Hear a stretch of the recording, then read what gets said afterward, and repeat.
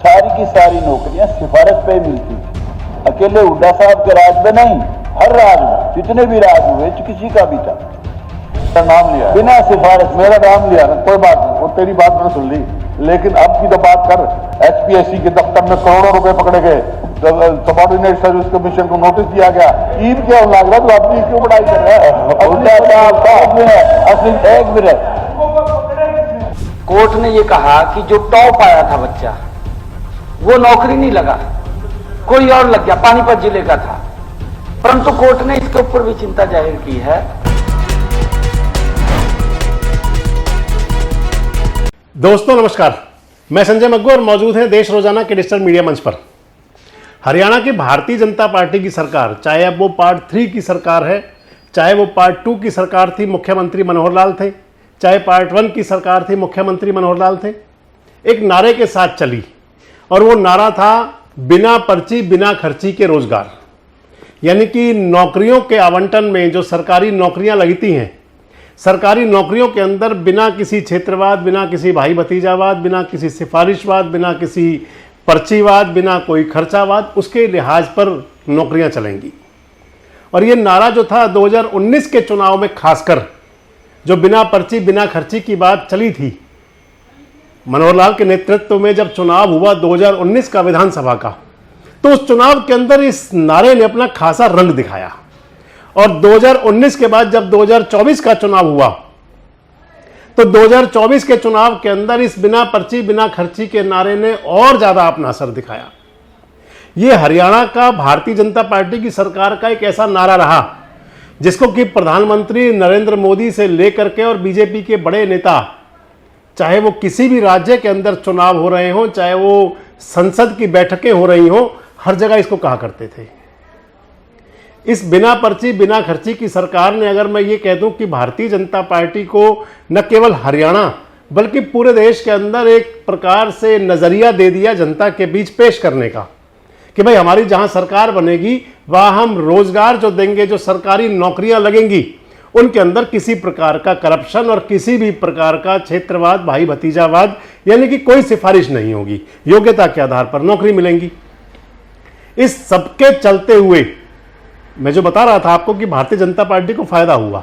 लेकिन जिस मुद्दे पर अब मैं आपसे बात करने चला हूं, वो मुद्दा यह है कि बिना पर्ची बिना खर्ची और दूसरी तरफ 2014 से पहले की जो सरकारें रही, उन सरकारों के कार्यकाल के दौरान की भर्तियां आज तक भी चर्चा का विषय बनती हैं। आजकल हरियाणा विधानसभा का सत्र चल रहा है। कल हरियाणा के मुख्यमंत्री नायब सिंह सैनी ने हरियाणा का जो वार्षिक बजट हुआ करता है वो पेश किया। तमाम प्रकार की उसके अंदर घोषणाएं हुई। हमने आपके साथ वीडियो शेयर किए थे, उसके लाइव भी दिखाया था हमने आपको। लेकिन आज बजट सत्र के अंदर जो बजट पेश करने के अगले दिन, यानी कि आज 7वां दिन था विधानसभा का सत्र का, और उस सत्र के दौरान में चर्चा चल पड़ी पूर्व मुख्यमंत्री भूपेंद्र सिंह हुड्डा के कार्यकाल में 2009 में भर्ती हुए इंस्पेक्टर्स की, पुलिस इंस्पेक्टर्स की भर्ती को लेकर के ऐसी चर्चा चली कि उस चर्चा के अंदर पक्ष और विपक्ष सभी आमने सामने थे। नायब सिंह सैनी भी बीच में आए। असल में चर्चा की जो शुरुआत तो हुई थी वो तो यूं हुई थी कि भारतीय जनता पार्टी के विधायक, बड़बोले विधायक कहा करता हूं उनको मैं, दादा रामकुमार गौतम ने पूर्व मुख्यमंत्री भूपेंद्र सिंह हुड्डा जी को टारगेट करते हुए कहा कि मैंने भी पर्चियां दी थी। उसके जवाब में भूपेंद्र सिंह हुड्डा बोले कि जो आपकी सरकार रही, आपकी सरकार के अंदर तमाम अधिकारी, तमाम HPSC के हों चाहे SS बोर्ड के हों, उन पर करप्शन के केस दर्ज होते रहे, FIR होती रही, गिरफ्तारियां होती रही। आप पहले एक बार जो सुनिए, जो था शुरुआत जो की थी दादा गौतम ने, और उसका जवाब भूपेंद्र सिंह हुड्डा का, आप उन दोनों को सुनिए। यहीं से शुरू करूंगा। पहले वाले राज को और अब को थोड़ा सा कंपेयर करूंगा।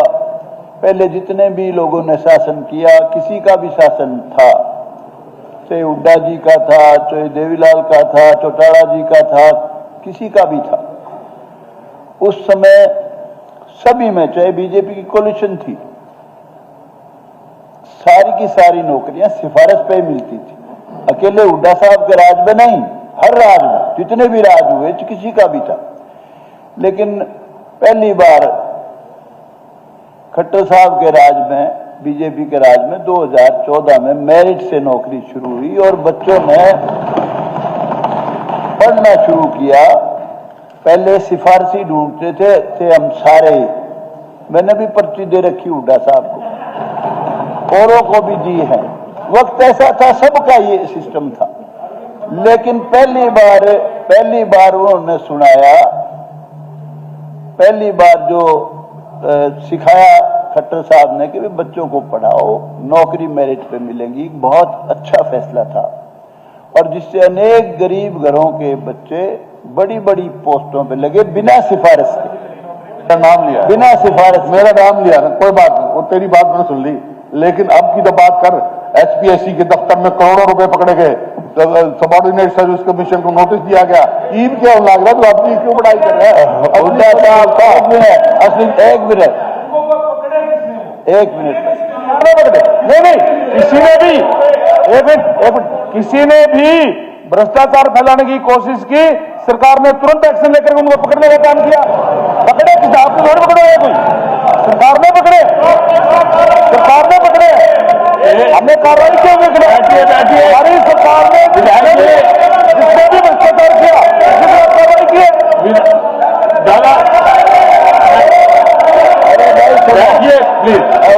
विधायक जी, हुड्डा साहब कोई बात आपस में करें, बैठिए।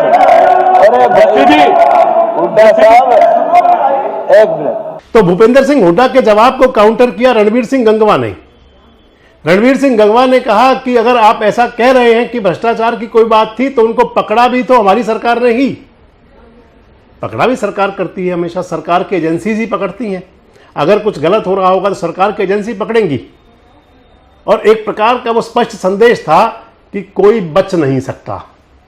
हरियाणा के अंदर एक्शन हुआ, सभी ने देखा कि अगर कहीं कुछ बात थी, कहीं कोई अधिकारी या कर्मचारी और या फिर धौरपोश सफेद पोश, जब आप धौरपोश और सफेद पोश की बात करते हैं तो एक पूर्व मुख्यमंत्री मनोहर लाल का एक नुक्ता याद आ जाता है। कहा करते हैं, वो अपने भाषणों में कहा करते थे कि धौरपोश इसलिए परेशान है कि इनके कुर्ते जो है वो खूंटियों पर टंगवा दिए।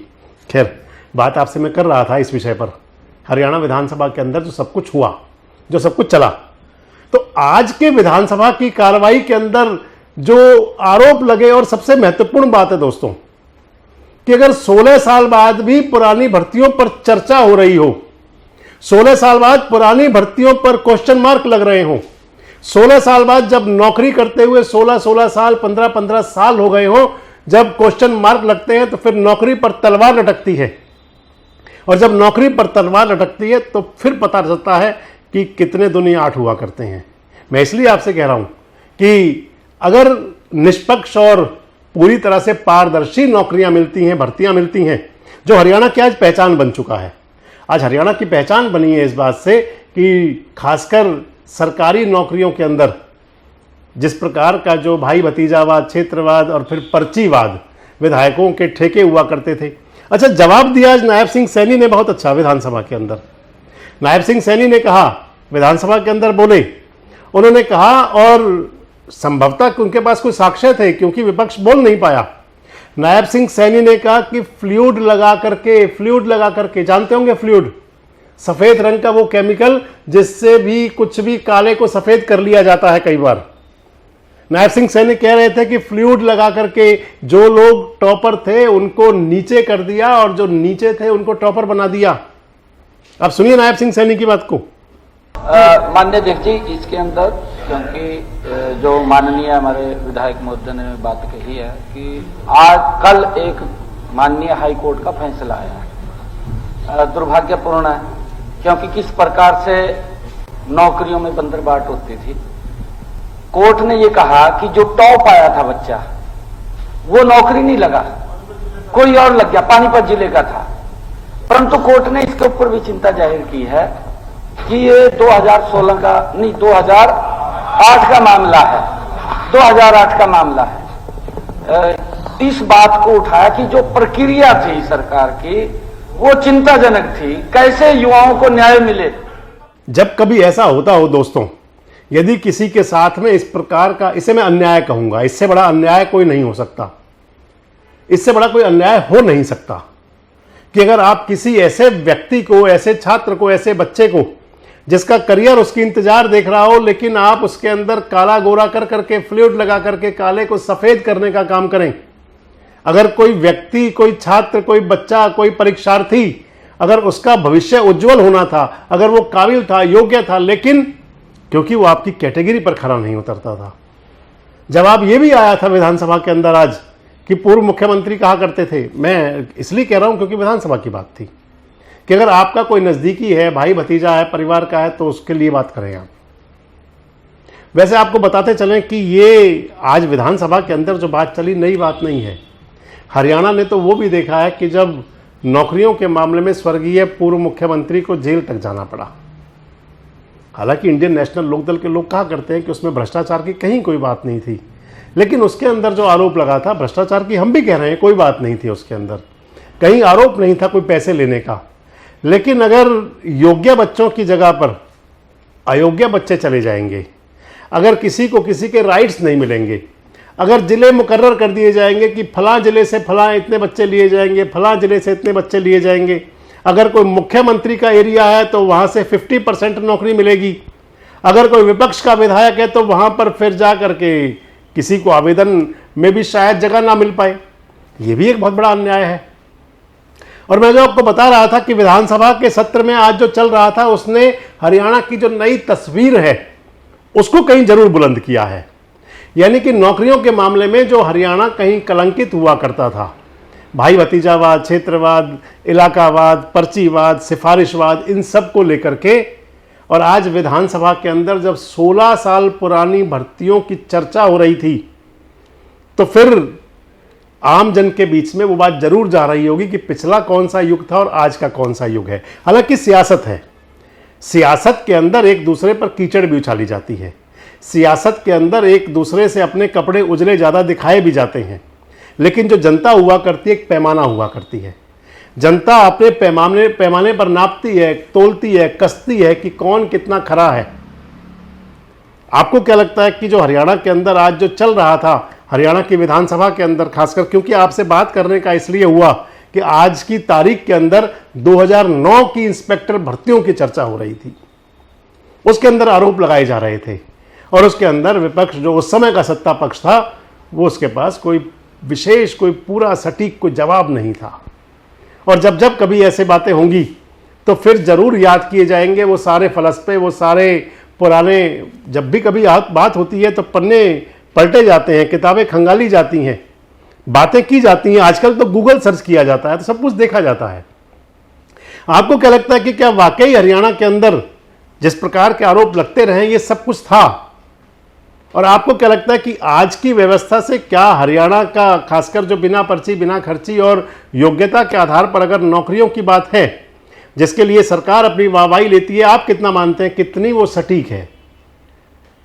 क्या हरियाणा का इस बिना पर्ची बिना खर्ची के नारे के साथ में क्या हरियाणा का पूरे हर देश के अंदर कहीं मस्तक गौरव से ऊंचा होता है?